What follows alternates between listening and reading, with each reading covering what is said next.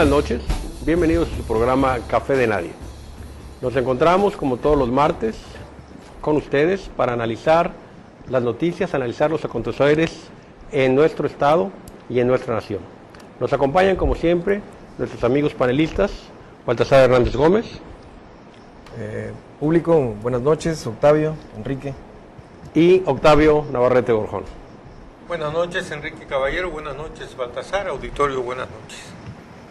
Bueno, pues ha habido un despertar de la ciudadanía.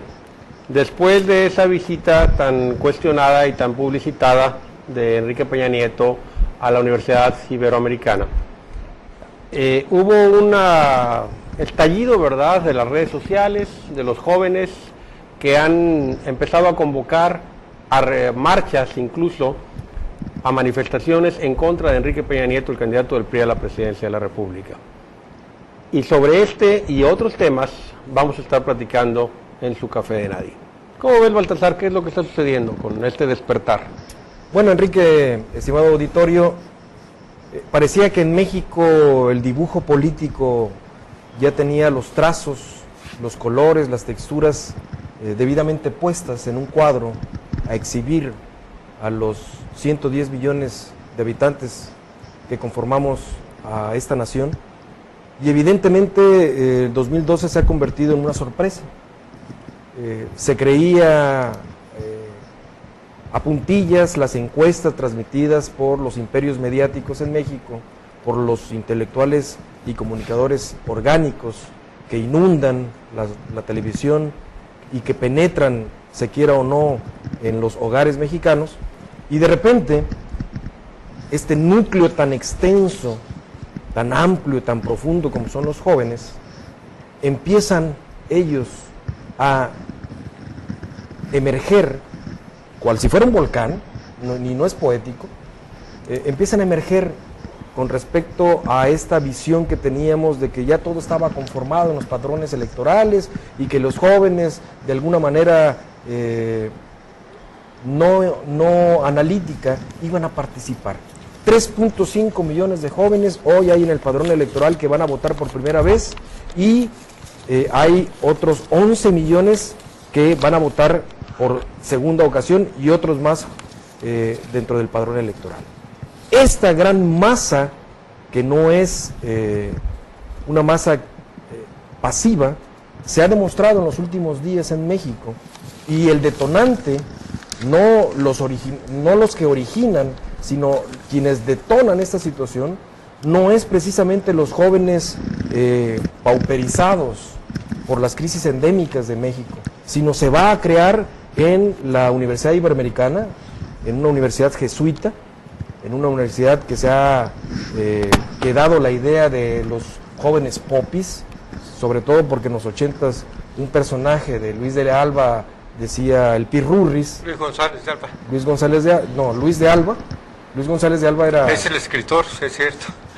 Es el escritor y es el del movimiento del 68. Luis de Alba, pues decía que los chicos de la Ibero.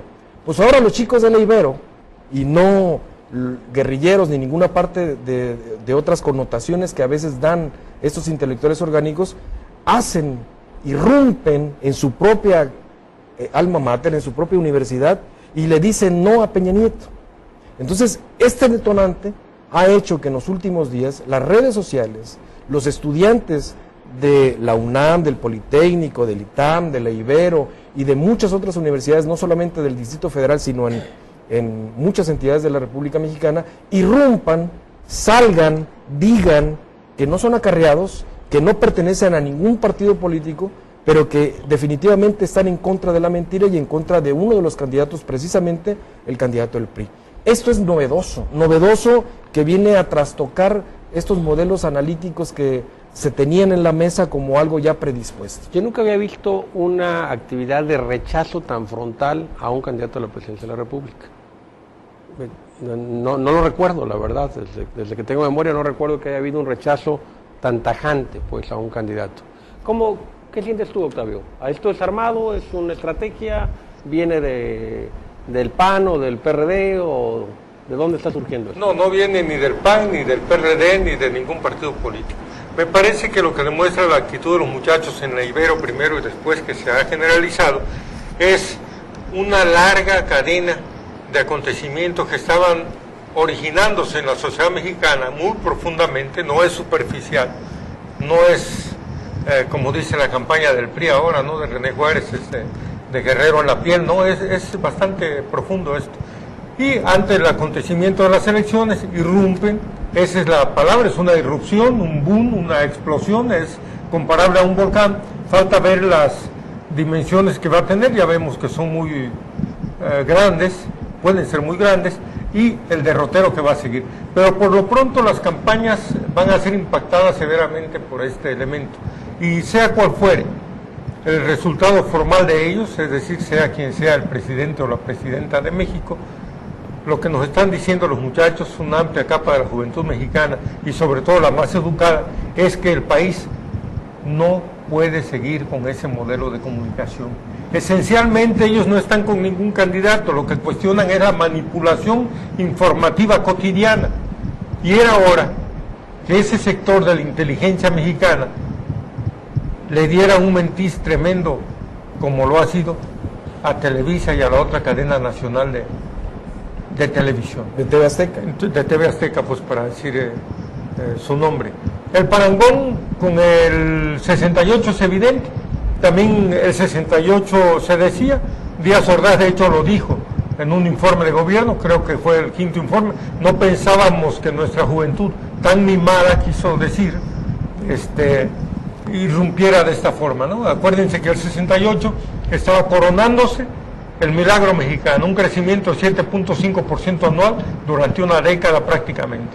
Y quienes protestaron no fueron los campesinos, quienes encabezaron no fueron los proletarios, quienes encabezaron fue el sector más mimado del sistema, el que podía ir a la universidad prácticamente sin pagar un peso, hacer las llamadas generaciones trepadoras, es decir, soy hijo de padre campesino o de madre ama de casa y me convierto en profesionista por la vía de la educación pública gratuita que otorga el Estado mexicano. Entonces es evidente la comparación, estamos ante un parteaguas, va a ser profundo el ajuste que tenga que hacer la sociedad mexicana.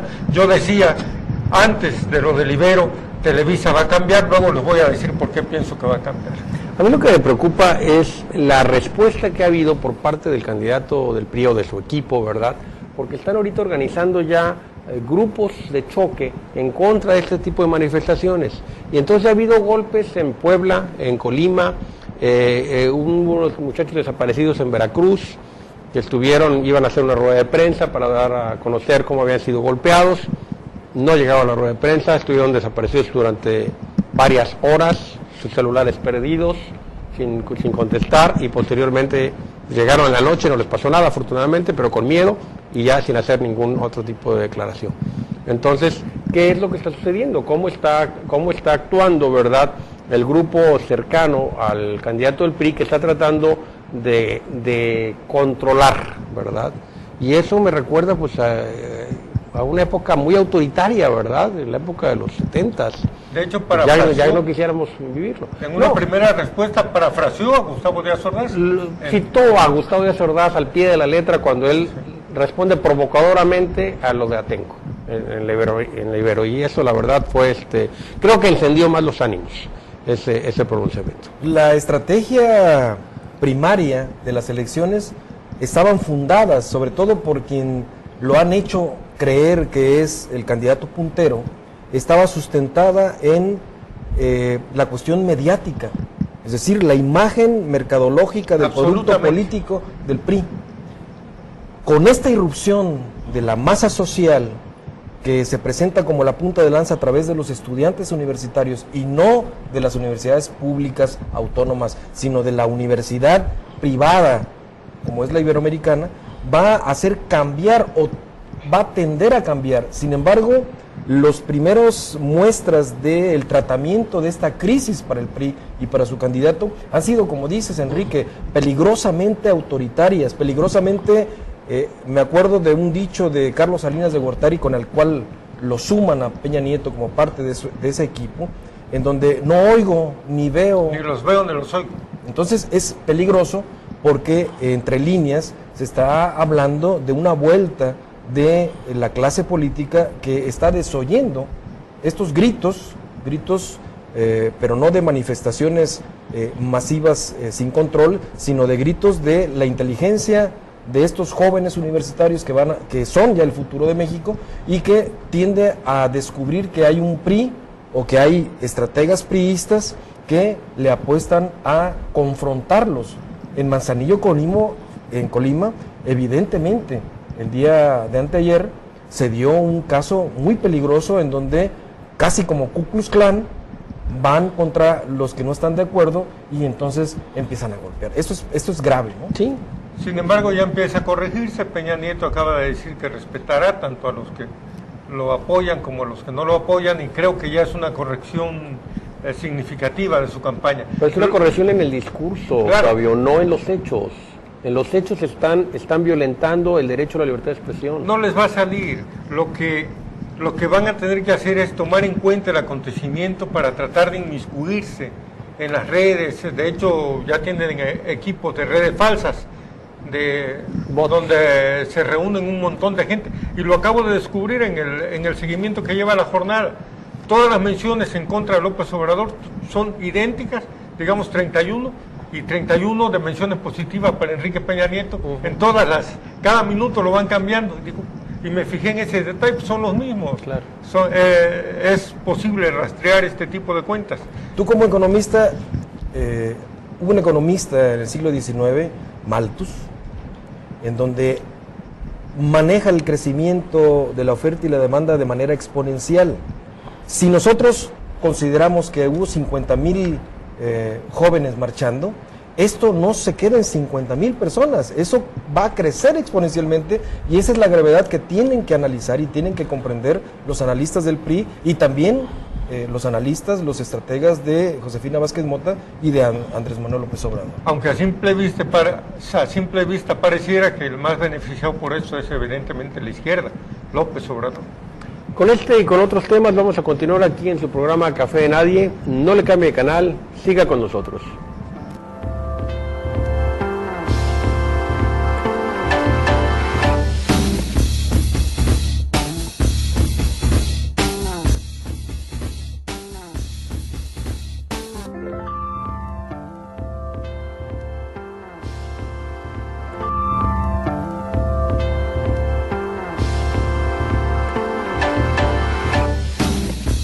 Gracias por seguir con nosotros. En Egipto hace poco, los muchachos a través de las redes sociales, los jóvenes, lograron cambios importantes, y esto se empezó a permear en todo el Medio Oriente. México no es la excepción. A través de las redes sociales se convocaron a marchas ya en contra del candidato del PRI a la presidencia de la República, Enrique Peña Nieto. A través de las redes sociales los muchachos están tratando de brincar ese cerco informativo.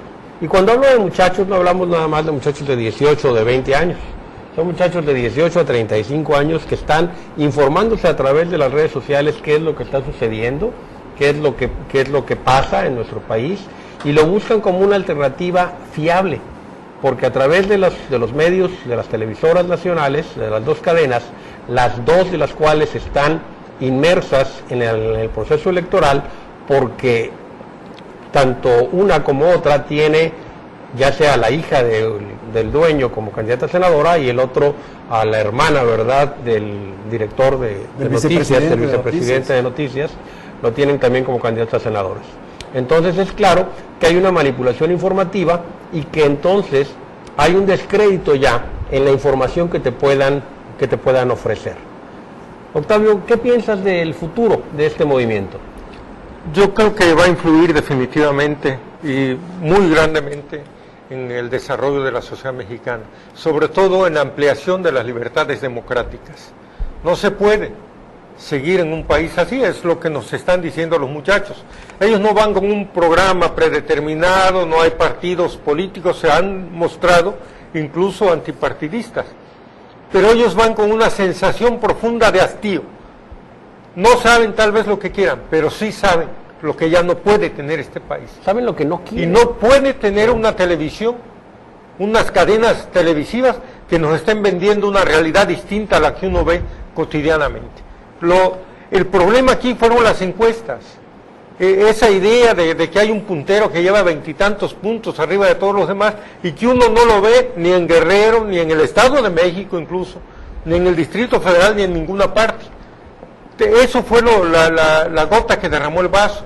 Todos los muchachos irrumpen con una potencia tremenda y se magnifica porque le cambiaron a Televisa todo el entramado que tenía.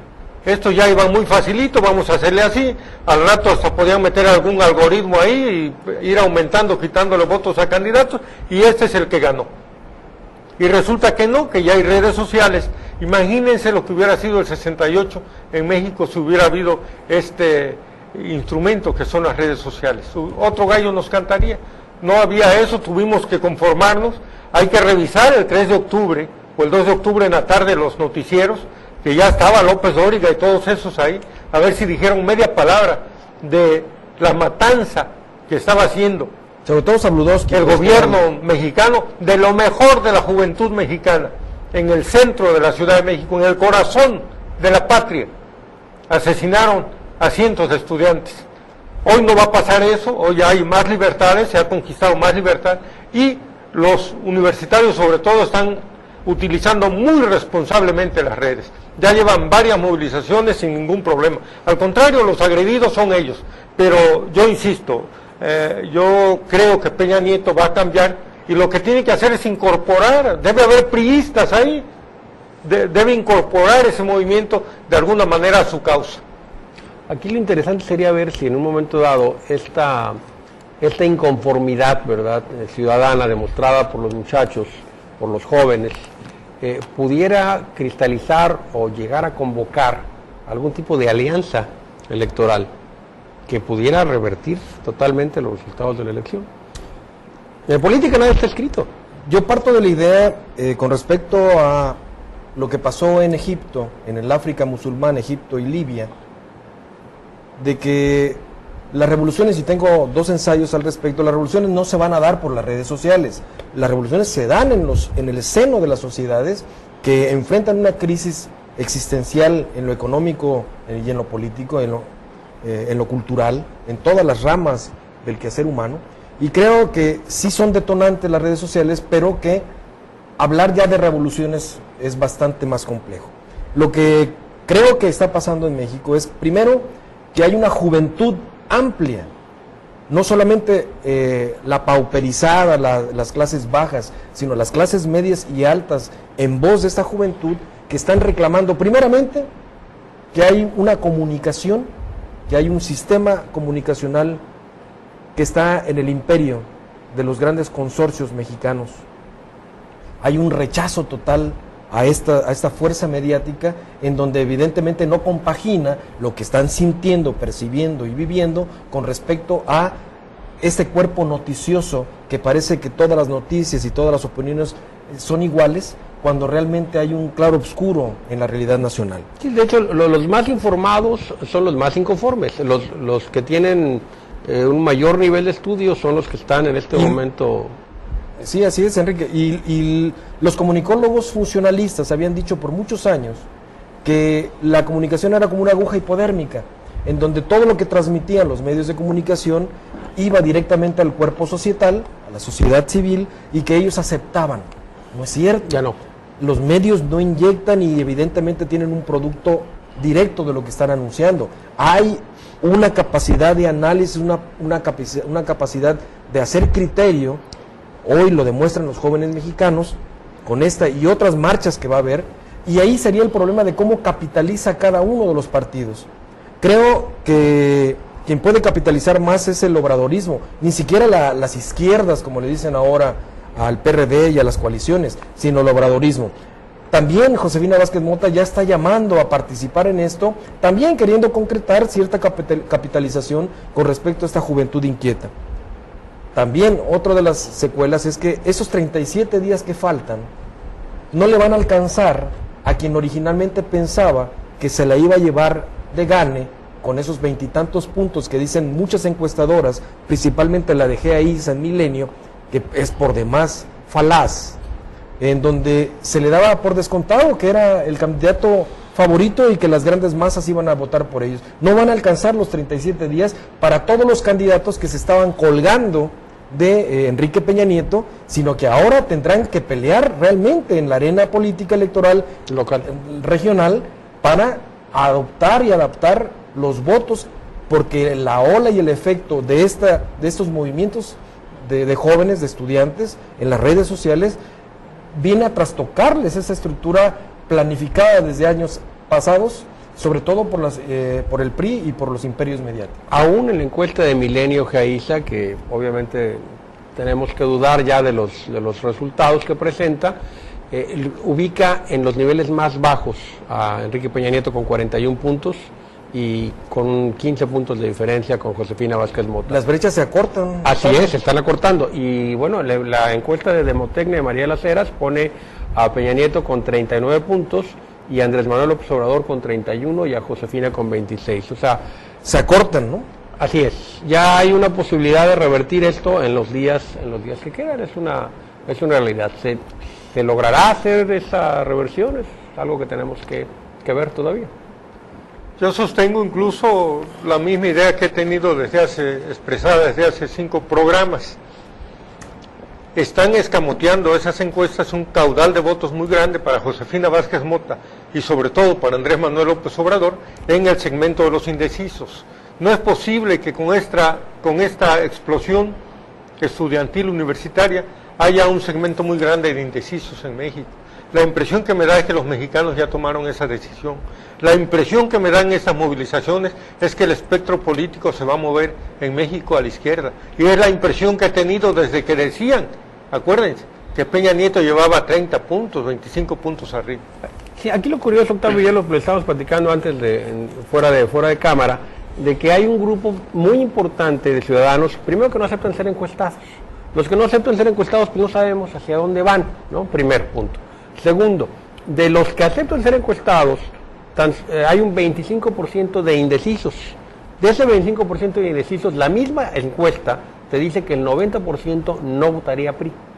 O sea, estamos hablando de que hay un caudal de votos para Josefina Vázquez Mota o para Andrés Manuel López Obrador o incluso para Gabriel Cuadri, pero no para Enrique Peña Nieto. Y de ahí también hay un 25% de voto volátil. O sea, las gentes que dicen yo votaría por Juan, por Pedro, o sea, yo por Enrique Peña Nieto, por Josefina Vázquez Mota, por Andrés Manuel López Obrador, del 25% de ellos podrían cambiar su sentido del voto. Entonces, si tú le agregas todas esas variantes, esto puede cambiarse absoluta y totalmente. Los resultados pueden ser totalmente distintos a lo que están marcando las encuestas ahorita. De hecho, esos números son los seguros que tienen las encuestas para un día antes de la elección o 3 días antes modificar sus números.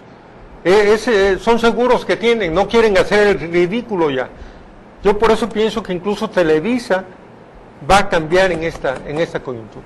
Hay una situación, si vemos al grupo de comunicadores plegados a Carlos Marín, a Ciro Gómez Leiva, a Denise Merker, están haciendo un cambio de lenguaje comunicacional, no se están viendo tan peñistas, porque evidentemente la gran masa que los sigue, o que no los sigue, o que los está siguiendo con base en su discurso, están siendo cada vez más en contra de esa cuestión comunicativa.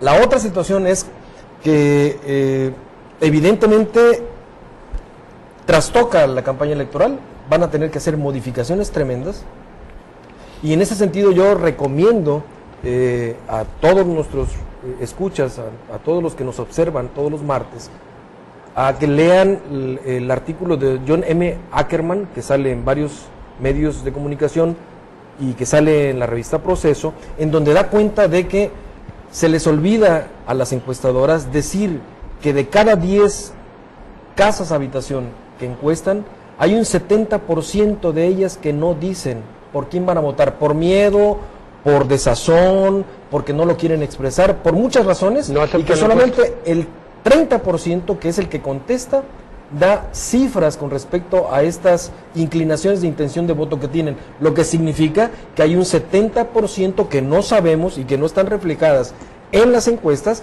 y que ahí está el quid de las cosas. Es decir, no hay nada para nadie, no hay un puntero, ni existen segundos y terceros lugares. Esto se está fraguando en la En campaña estos días. misma, sí. Creo que lo único que podemos estar todos de acuerdo es que hay un cuarto lugar que no es que está fuera de la jugada, y de ahí los otros tres candidatos Están en la pelea. están en la pelea, ¿no? Bueno, con este y otros temas vamos a continuar en Café de Nadie. No le vaya a cambiar de canal. Ni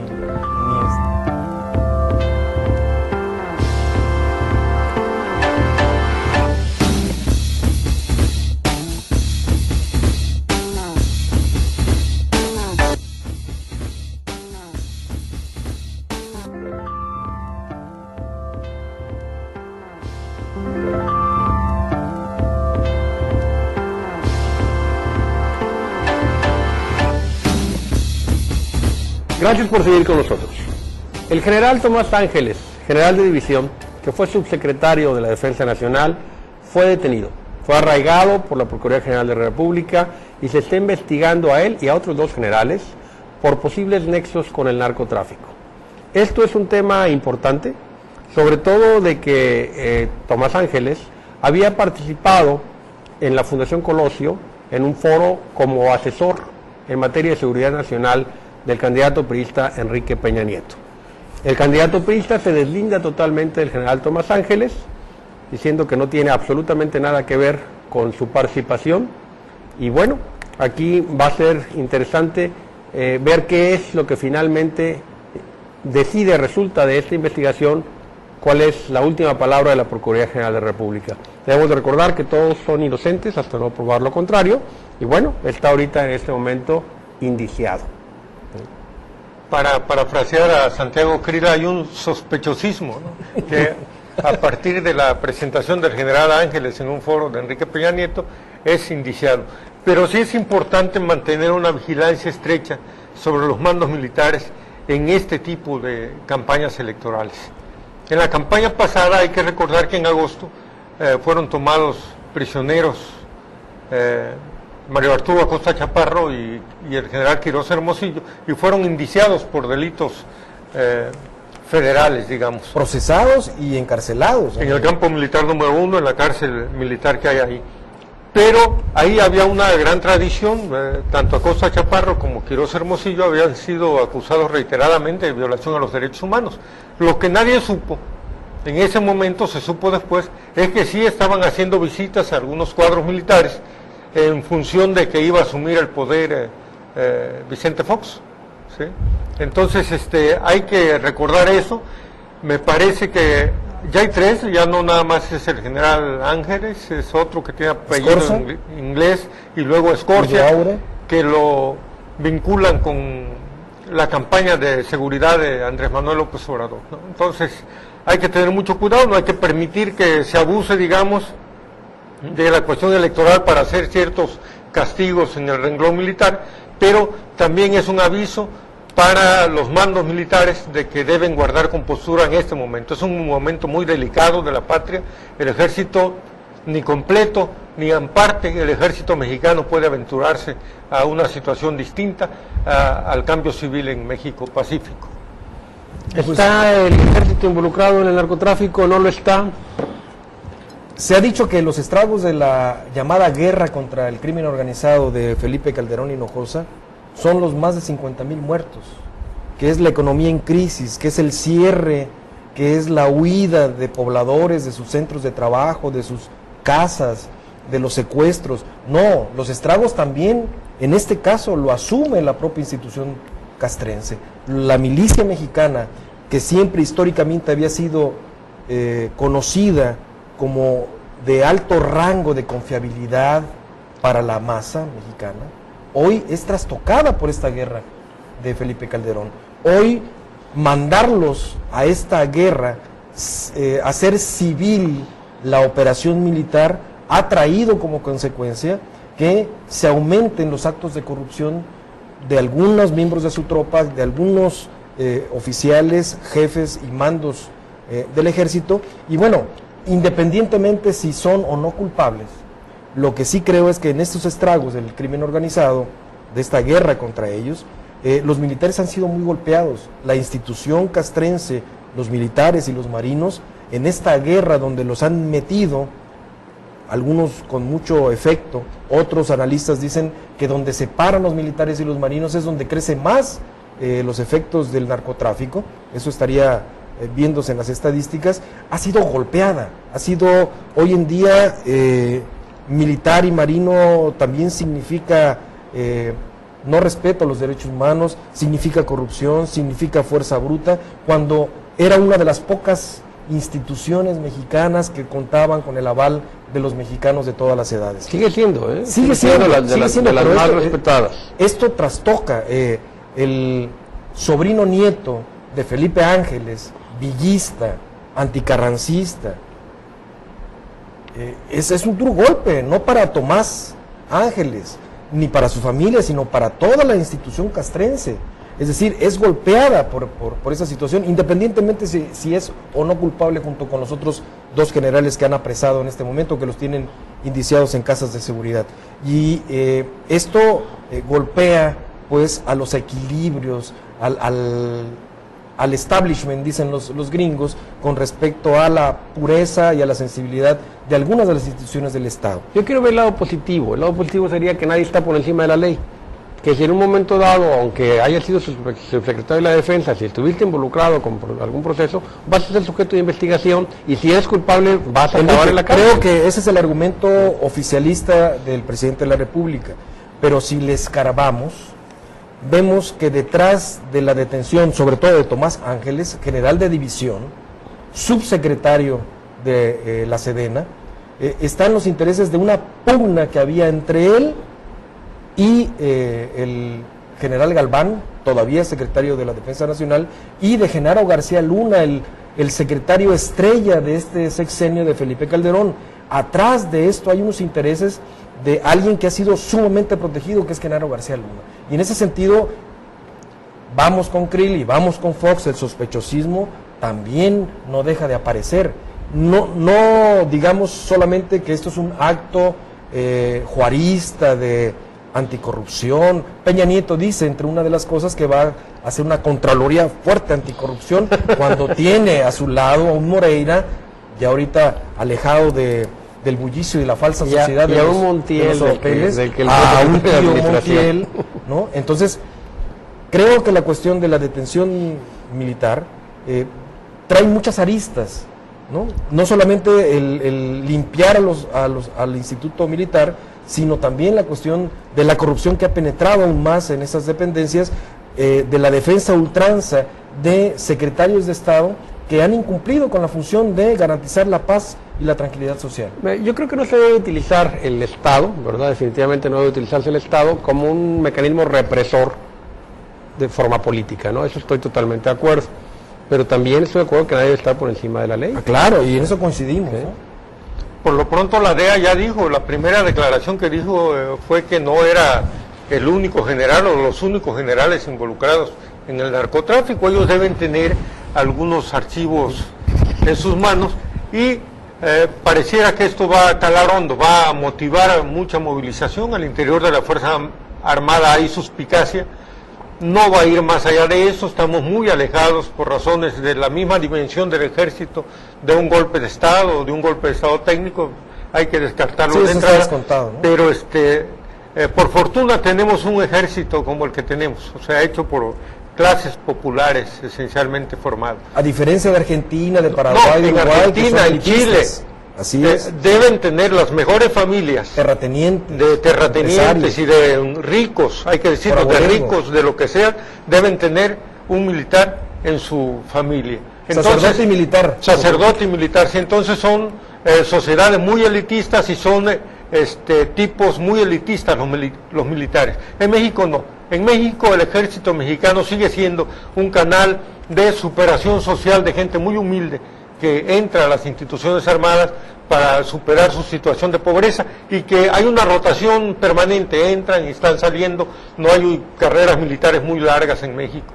Entonces ese tipo de ejército, que es el que nos convenía finalmente, hace imposible cualquier intentona de otra naturaleza. Qué bueno, ¿no? Qué bueno. Sí, qué bueno, afortunadamente. Sí, creo que el ejército es y ha sido y seguirá siendo institucional.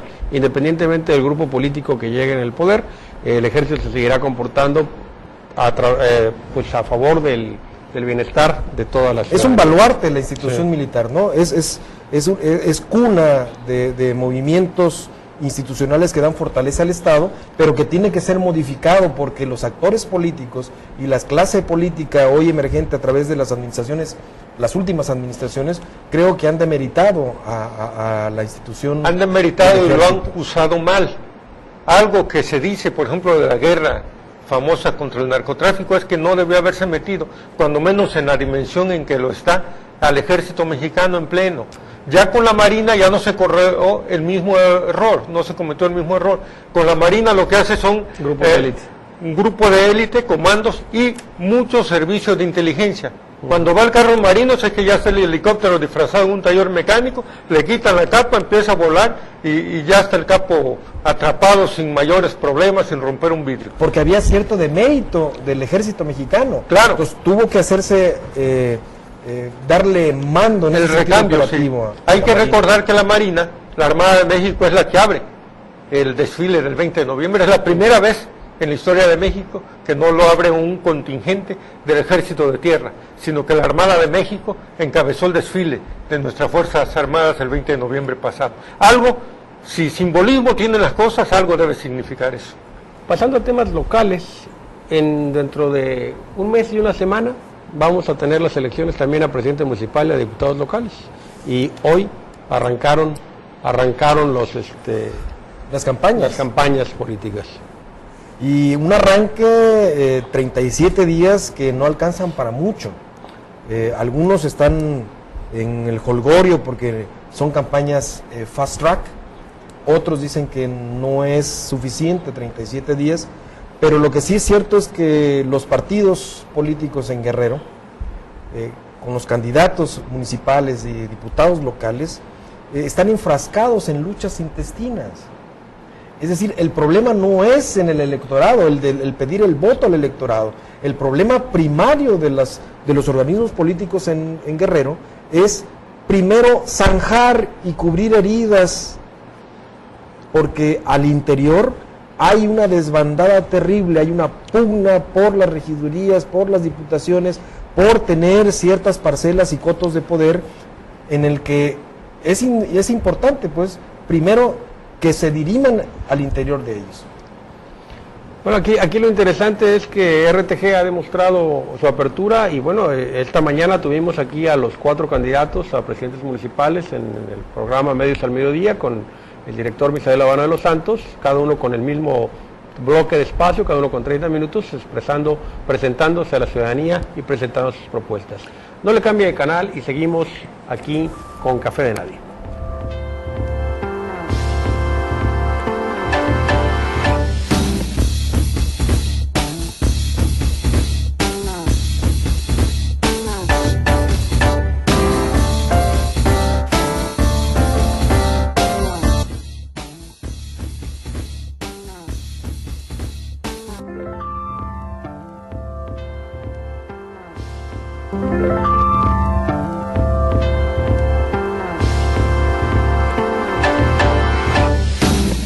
Gracias por seguir con nosotros. El tema local, ya están tirados los dados en la mesa. Sin embargo, lo que vemos es que prácticamente ningún candidato está haciendo campaña, sobre todo en diputados y regidores, ninguno está haciendo campaña. Es decir, los partidos los veo como muy rígidos. Me decía alguien de Convergencia muy cercano a Luis Walton, dice, aquí todos, dice, andan haciéndose el traje para la toma de posesión de Luis Walton y ninguno está en la campaña. Es decir, muchos creen que López Obrador otra vez va a ser diputados a escobas con trapos. Hay muchos candidatos que no sirven para nada, son escobas con trapos. Y muchos priistas que son candidatos también creen que Peña Nieto va a ser diputados y regidores a escobas con trapos. Acuérdate, no están contribuyendo en nada a la campaña. En Michoacán, en el 88, hubo diputaciones ganadas por el Partido Frente Cardenista de Reconstrucción Nacional sin registrar candidato. Bueno, en 2003, la química Irma Figueroa es atacada en el sentido de que ahorita, en ese momento de auge del PRD, cualquier vaca podía ser diputado. No dijeron cualquier vaca, digo, Sosamontas, hasta con una vaca ganamos. Claro, pero es lo mismo. Sí. Ahora, lo que dice de Octavio es muy cierto. en Guerrero, y en el caso del municipio de Acapulco, cuando se den a conocer las listas formales de quienes acompañan a los candidatos a la presidencia, va a haber más que uno ahorcado. Sí. Hay, hasta ahorita se sabe, yo creo que mañana más tardar sale la lista, si es que no está saliendo en este momento, de familiares cercanos, de amiguitas, de esposas, de tíos, de compadres, de concuños, anexados a las listas de los candidatos a las presidencias. Eso les va a tender a restar votos tanto a Luis Walton Aburto como a Fermín Alvarado Arroyo, y en ese sentido el colgarse de Peña Nieto, porque esa es la estrategia de los priistas y de Andrés Manuel López Obrador para los perredistas, petistas y exconvergencistas, no les va a alcanzar el tiempo, no les va a alcanzar la fuerza nacional de sus candidatos para que aquí sean algo concreto. Entonces, aparte, el problema es muy fuerte, ¿no? Mucho voto diferenciado, ¿eh? Gente que vote por López Obrador, por ejemplo, a la presidencia, y que en todos los demás vote distinto. Sí. Porque hay que castigar también a la gente que hace mal uso de la política. Muchos familiares, el hijo de Rosario, el hijo de la hermana de Rumbo. Mira, El hijo de Digna. Va a haber David voto- Jiménez va a haber Rumbo voto fue diferenciado, a yo comprar estoy una seguro. camioneta, a encargarla a una agencia automotriz. Ajá. Y ahí está un amigo mío comprando una camioneta porque quería contribuir a la Entonces, campaña tienes del amigos PRD. ricos, ¿no? Tienes amigos Y ricos. entonces dice, ¿qué decepción me da el senador? ¿Por qué? Dice, porque alguien le preguntó cómo iba. No, la presidencia ya la perdimos con López Obrador, pero yo ya chingué, dice, yo ya voy en primer lugar de la lista de diputado local. Entonces es lo que desmoraliza. Están viendo la irrupción, o este otro senador, ¿no? El suplente que metió Lázaro Mazón, ¿no? Ya. Amenaza con renunciar al PRD porque no aceptaron a un Recomendado suyo Oye, en las regidurías. Puedes renunciar y si tú no lo dices nadie se va a dar cuenta. No, el país se va a paralizar. La situación legislativa se va a paralizar. ¿Cuántas veces ha hablado este pobre diablo en la tribuna del Senado de la República? ¿Cómo se llama? Julio César Aguirre Méndez. Ese, ¿no? efectivamente. Entonces, pero renuncia al PRD, ¿no? Que renuncia a la dieta, que regrese al partido que lo hizo senador. Que trabaje sin con las saber bases. nada. O que trabaje con las bases. Hazme el favor, cuando está México despertando, cuando los muchachos sin un peso se van a la marcha a ver, porque se enteraron que había una marcha por ahí de protesta, los que ganan dinero andan en ese plan híjole, man. Es por eso que se requiere candidaturas independientes y se requiere también la posibilidad de sancionar con el voto, ¿verdad? Buscando la reelección. O sea, si tú tienes la posibilidad de la reelección, bueno, pues tienes la posibilidad de que los votantes digan tú continúas, tú no continúas. Ese es motivo de 10 programas Sí, más. así es. Pero yo creo que debe haber una modificación en la politiquería, porque la política se ha convertido en México, pero sobre todo en Guerrero, en una politiquería, en una ir y cambiarse de traje, de color. Los ganas porque- se fueron antier al PRI, ¿no? ¿Cómo es posible? O sea, esa politiquería sin principios, sin plataforma política, sin ningún sustento con la base social, eso es lo que ha predominado y lo que para muchos jóvenes hace que la política sea algo sucio. Y por eso se da esa transformar. desvinculación entre los Así ciudadanos es. y la política, y cada vez la brecha es más grande, y esa brecha más grande produce un rompimiento, y si el rompimiento es un rompimiento social, cuidado. Y como la clase política del sistema mexicano, por un voto puede ser diputado, senador y presidente de la República, lo que menos importa al IFE y a la clase política dominante a través de la partidocracia es tener realmente un subsistema electoral limpio, puro, en términos de que sea un gobierno del todo, ¿no? Es lo que menos importa. Entonces, voten o no voten, en muchos de los elementos estratégicos de los partidos políticos, de los candidatos, eso y nada es nada, ¿no? Entonces, al final de cuentas, han convertido a la política en una politiquería. Sí, cuando México ya no se siente representado por ninguna de las fuerzas políticas actuantes, ese va a ser el problema. ¿Qué es lo que va a suceder?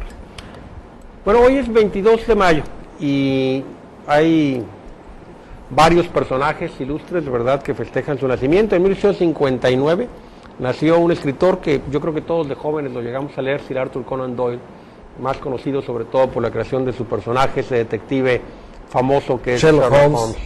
y que bueno, seguimos ahora viendo en las películas de Robert Downey Jr. Que lo remasterizó muy bien, ¿no? Con Judd, su coestrella. Sí, la verdad magnífica que sí. película. Bien Elemental, mi querido Watson. Sobre todo la número 1, ¿eh? La número 1 fue una magnífica película donde hacen uso de los pensamientos internos antes de actuar. Me pareció fabulosa la primera película de Sherlock Holmes actualizada, pero ya la segunda no me gustó tanto, ¿no? Ya las actuaciones y el guión tuvo algunas fallas. Te va a gustar la tercera, porque te aseguro que viene otra, viene la saga, ¿no? viene la saga, sí. Y la verdad, ahí que yo les invito a leerlo. Yo les invito a leer a Sir Arthur Conan Doyle, les invito a leer las diferentes aventuras de Sherlock Holmes y su pelea del bien y del mal contra el profesor Moriarty. Creo que es apasionante. Yo lo leí cuando tenía 8, 10, 11 años y la verdad a mí Jack el Destripador, ¿no? me gustaba mucho. Y bueno, otro de los grandes artistas que nació también el 22 de mayo es Sir Laurence Olivier, y tenemos un video por ahí que le pidiera a producción que nos lo pusiera. Dura 1 minuto nada más y es un video en homenaje, ¿verdad?, y en remembranza de uno de los más grandes actores británicos, Sir Laurence Olivier, que fue condecorado con el Oscar a Mejor Película por Hamlet en 1948. Lo ponemos, por favor, producción, el video. Para muchos cinéfilos, el actor más grande, el más grande, el mejor actor de todos los tiempos. Lo que están escuchando ahorita, la música de fondo, es la música de una película muy famosa de Sir Laurence Olivier que no aparecen aquí en las fotografías, que es la de Espartaco, que fue dirigida por el gran maestro Stanley Kubrick, donde trabajó Kirk Douglas precisamente como Espartaco. Y que se la atribuyeron el guión a un Brandon, pero no es de Brandon, es de Howard Fass. Pero como estaba perseguido por la CIA y por el movimiento anticomunista, tuvo que salir Dalton Trumbo. Se la atribuyeron a Dalton Trumbo cuando en realidad es de Howard Fass, el gran escritor norteamericano de novela negra. Y hay tres, hablando de actores ingleses, actores como Sean Connery, actores como Peter O'Toole, actores como Anthony Hopkins, Richard Burton, son ingleses y es, cuna de grandes actores. Y más contemporáneo todavía, que aún no ha ganado. Curiosamente, Peter O'Toole nunca ganó el Oscar. Así es. Hasta ahorita, ¿verdad? Y Gary Oldman, otro gran actor. Lo ganó con 55 días en Pekín. Se nos fue Carlos Fuentes también, un gran escritor. Que tampoco tuvo el Nobel. No era necesario que lo tuviera como Gabriel García Márquez o como nuestro Octavio Paz, pero merecedor de eso y más, de otros muchos premios más. Y desgraciadamente partió de una manera inesperada, no tenía problemas reales de salud, era un hombre de edad avanzada nada más, pero la verdad que ahí también el mejor homenaje que podemos hacer es leerlo, ¿verdad? Así es. Leer La ciudad más transparente del aire, la región más transparente del aire. No es nada más la región más transparente. La región más transparente y del aire es el de Alfonso Reyes. Y bueno, Aura, ¿verdad? Otro de sus grandes novelas. Hay que decir que La región más transparente La muerte de Artemio Cruz, a los 20 Gringo años, Viejo. la publicó a los 26. La muerte de Artemio Cruz es la que tiene los mejores procedimientos verbales.